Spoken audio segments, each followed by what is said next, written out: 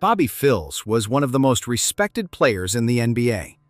But just one seemingly ordinary decision changed everything. What actually happened in his final minutes? Why did the second participant of this tragedy struggle with a sense of guilt for many years? And what little-known fact about Bobby Phills do most fans still not know? Watch this video to the end. This story turned out to be much scarier than it seems at first glance. Just a few minutes earlier, Bobby Phills was laughing, talking with his teammates, and, as usual, leaving the Charlotte Hornets training facility.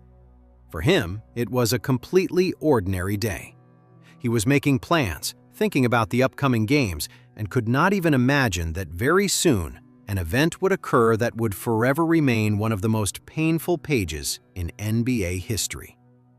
By that time, Phills was already considered one of the most reliable defenders in the league.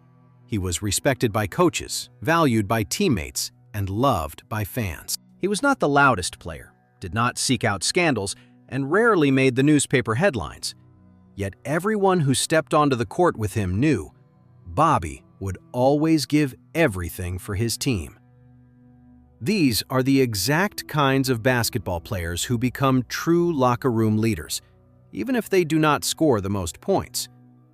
But on that day, everything was changed by a single decision, one that at the time seemed completely ordinary. A decision that millions of people make every day without thinking about the consequences.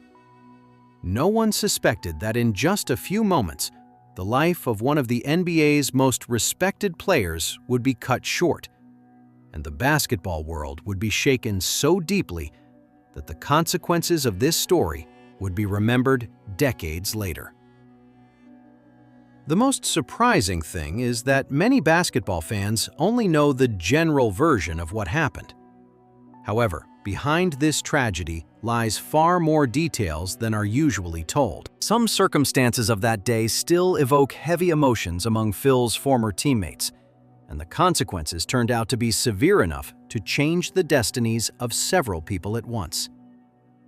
How did it happen that a man with an impeccable reputation found himself at the center of one of the saddest stories in modern NBA history?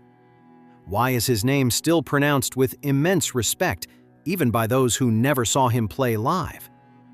And what little-known events took place after that fateful drive?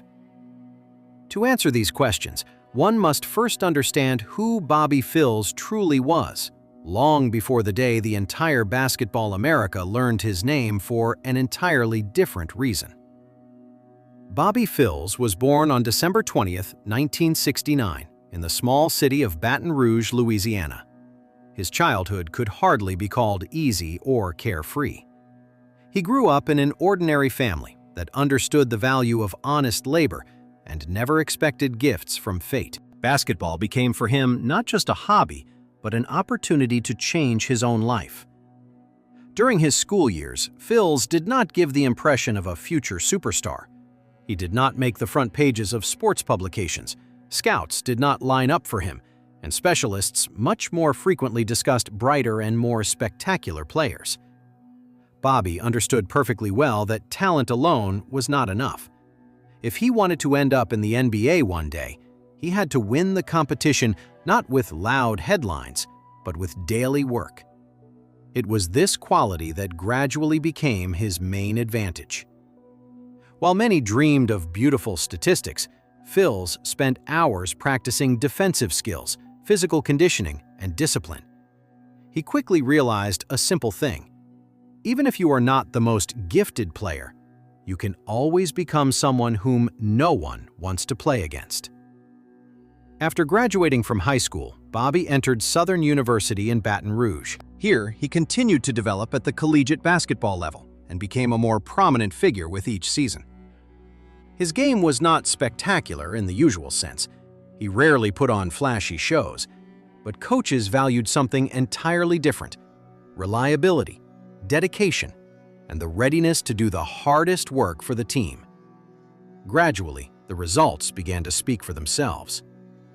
Phills was twice named Conference Defensive Player of the Year and then entered the ranks of his university's strongest players. NBA club representatives began to notice his name, although even then no one called him a future league star. Most experts believed the ceiling for such a basketball player was the role of a solid rotation player who would be useful to the team, but unlikely to become one of its leaders.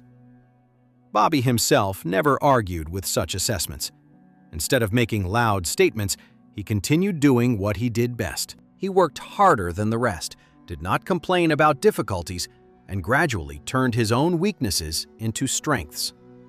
It was this approach that would very soon open the doors to the strongest basketball league in the world for him. But back then, no one could have guessed that Bobby Phil's true value would manifest not only in his game, but above all, in the kind of person he turned out to be outside the basketball court. In the 1991 NBA draft, Bobby Phills did not find himself in the spotlight. He was selected by the Milwaukee Bucks with the 45th overall pick. For many players chosen in the second round, this is the limit of their dreams.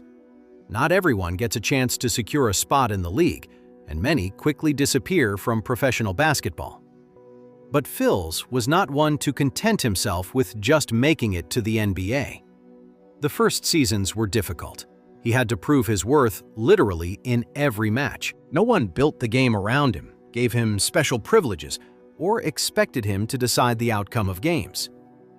Yet Bobby gradually won the coach's trust, thanks to the fact that he never avoided the hardest work. He took on the opponent's most dangerous players, spared no effort in defense, and was ready to perform tasks that rarely show up in the statistics. Such basketball players often remain unnoticed by the general audience, but become incredibly valuable inside the team. Coaches understood clearly, if Phills was on the court, he could be assigned against the opponent's leader with the assurance that they would not get an easy game. A few years later, Bobby ended up with the Charlotte Hornets. It was here that his career began to reach a completely different level. In the new team, his qualities were revealed much more brightly. He began receiving more playing time, and along with it came confidence and stability. Fans quickly appreciated Phil's selflessness as he played every match as if there were no other chance left. In the mid-90s, the Hornets were gradually turning into a serious force in the Eastern Conference. Alongside players like Glenn Rice, Vlade Divac, Anthony Mason, and later Eddie Jones, Bobby took a special place. Perhaps he wasn't the team's highest-scoring basketball player, but he was the one entrusted with the most complex defensive assignments. The opponent's best attacking players knew well, if Phills was defending them today, easy points were out of the question. The 1998-99 season was especially successful for him. He spent over 30 minutes per game on the court, demonstrated the best play of his career, and finally earned the reputation of one of the league's strongest defenders. Many specialists believed he still had several seasons ahead of him at the highest level. At 30 years old, Bobby was in excellent shape, was a vital part of the team, and was only approaching the peak of his capabilities. However, his teammates valued him most not for his reliable play and defense. Over time, they began to realize that they had a man standing beside them whom it was impossible not to respect. It was this reputation that made the subsequent events so painful for the entire team. Outside the basketball court, Bobby Phills was the exact opposite of the noisy sports celebrity image. He did not strive to constantly stay in the spotlight, did not seek out loud interviews, and did not try to become the hero of scandalous news. For him, family, the team, and the people surrounding him every day mattered far more. He was married to his wife Kendall, and together they raised 2 children. All the free time he could carve out between workouts and flights, Bobby tried to spend at home. Many teammates recalled that talking about his family brought him no less joy than discussing basketball. He was genuinely proud of being able to set an example for his children, and always emphasized that they gave him the strength to move forward. In the Charlotte Hornets locker room, Phills commanded immense authority. This authority wasn't tied to superstar status or years of experience. He was respected for his calmness, honesty, and ability to support anyone facing a tough situation. Young players could turn to him for advice, and veterans knew Bobby would never look for someone to blame after losses or shift responsibility onto others. Coaches also noted his work ethic. He almost never arrived late, listened carefully to every instruction, and took the decisive matches of the season and regular practices with equal seriousness. In an era when some players were starting to turn into true superstars with difficult personalities, Phils remained a man whose team interests always came before personal ambitions. An equally important part of his life was helping children. He regularly participated in charity events, met young fans, visited schools, and supported various public programs. For many boys and girls, he was not just an NBA basketball player, but a person who found time to talk, give advice, or simply give a few minutes of sincere attention. That is why the residents of Charlotte perceived him as one of their own, rather than just another sports celebrity. Over time, Bobby cemented his reputation as one of the most decent players in the entire league. Even opponents admitted that on the court he could play extremely tough, but never crossed the boundary of respect. He fought until the very last second, yet after the final buzzer, he was the first to extend a hand to his opponent. No one could have guessed that such a man would soon find himself at the center of events that would shock not only his team, but the entire basketball world. On that day, everything started completely normally. The Charlotte Hornets players finished another practice, changed clothes, exchanged their usual jokes, and headed home. For Bobby, it was just another workday like dozens before it. Back then, no one knew that in a few minutes, time would seemingly stop. The Charlotte Hornets practice on January 12, 2000, took place in its usual routine. The team was preparing for upcoming games. Players practiced combinations, discussed game moments, and made plans for the coming weeks. Nothing foretold that this exact day would forever enter the club's history for the saddest reason. After the session ended, the basketball players began to disperse. Some stayed behind to talk to coaches, some headed to the locker room, and others were already walking toward their cars. Amidst this familiar hustle was Bobby Phils. He was in a good mood, as usual, chatting with teammates and getting ready to drive home to his family. At that same moment, another Hornets player, David Wesley, was leaving the training facility. They weren't just teammates. Over years of playing together, good relations had formed between them. No one around saw anything unusual in what was happening. Two professional basketball players had finished their workday and pulled out of the parking lot, just as they had done dozens of times before. Ahead lay an ordinary city road, a well-known route, and just a few minutes of driving. Because of this, no one could imagine that events would begin to unfold so rapidly. According to eyewitness accounts, the players' cars drove side by side, and then their speed began to increase. To this day, there is no reason to claim they were planning to stage a real race, but the investigation later established that both cars were traveling significantly faster than the speed limit. To the players themselves, this probably looked like a brief episode that would end in a few seconds. But it is precisely in such moments that even a small mistake can change absolutely everything. At high speed, there is almost no time left to correct things, and any surprise turns into a deadly, dangerous situation. Within mere moments, what no one could prevent happened. One maneuver, a split second, and a loss of vehicle control triggered a chain of events that forever altered Bobby Phil's fate, left a deep mark on David Wesley's life, and forced the entire NBA to experience one of the darkest days in its history. It was at this exact moment that an ordinary drive home turned into a tragedy that the basketball world would talk about for years to come. The cars continued moving along one of Charlotte's roads at a speed significantly exceeding the limit. At some point, Bobby Phils attempted a maneuver, but virtually no time was left to react. The car lost stability, crossed the median divider, and ended up in the oncoming lane. Everything happened in a matter of seconds. Phil's car collided with another vehicle, followed by yet another powerful impact. The force of the collision was so immense that eyewitnesses immediately understood the consequences would be extremely severe. Police, firefighters, and ambulance crews arrived at the scene almost immediately. Rescuers did everything possible, but the injuries sustained were incompatible with life. Bobby Phills was only 30 years old. The basketball world lost one of the most respected players of his generation just as his career seemed to be reaching a completely new level. David Wesley was physically almost unhurt, but for him, this day became a severe psychological trial. Just a few minutes earlier, they had finished practice together and discussed ordinary work matters, and now their familiar life was divided into before and after. The news spread with incredible speed. First, initial reports appeared on local radio stations. Then, major American sports publications began confirming the information. Fans could not believe for a long time that it was about Bobby Phills. Many were certain a mistake had been made. It seemed impossible that a man seen at practice just a few hours earlier would never return home.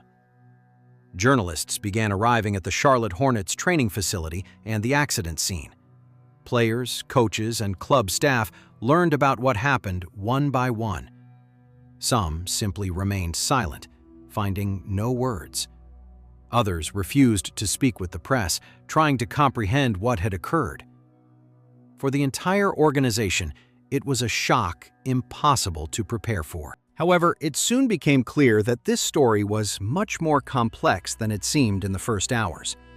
Investigators had to reconstruct the final minutes of the drive, determine the exact sequence of events, and answer the question that worried absolutely everyone. What exactly led to this catastrophe, and could it have been avoided? The investigation began almost immediately. Experts studied skid marks, vehicle damage, and eyewitness testimony. The conclusion was unequivocal. Both drivers significantly exceeded the speed limit. According to police data, Bobby Phills' car was traveling at approximately 105 miles per hour, 170 kilometers per hour, in a 55 miles per hour, about 90 kilometers per hour, zone. High speed was the primary reason why it was impossible to correct the situation after losing control. The investigation found no signs of alcohol consumption or other factors that could have impaired the drivers. The tragedy was the result of a few seconds of reckless risk. These findings shocked many, as it involved a man considered one of the NBA's most disciplined players. The reaction of the basketball world was overwhelming. Thousands of fans brought flowers to the Charlotte Hornets' home arena, and teammates struggled to find the strength to step onto the court. David Wesley experienced the event with particular difficulty. Although the investigation did not hold him responsible for the collision, a sense of guilt followed him for many years. The club management decided to retire the number 13 jersey worn by Bobby Phills. For the franchise, this was the first such case. Thus, the team made it clear that the memory of a person means far more than any athletic achievements. Years have passed, but Bobby Phills' name continues to be uttered with immense respect. Former teammates invariably recall not his scoring numbers, but his character, decency, and attitude toward people. Young Hornets players learn his story as a reminder of how fragile life can be and how one reckless decision can change the destinies of many. His example still remains a symbol of professionalism, dedication, and respect for others. That is why the memory of him has endured far longer than the statistics of any season. There is a detail that not all fans know about. Bobby Phills became the first player in Charlotte Hornets history whose jersey number was officially retired. For the club, he forever remained not just a strong defender, but a man who earned exceptional respect through his approach to life. His story reminds us that an athlete's true value is determined not only by what they did on the court, but by the kind of person they were outside of it.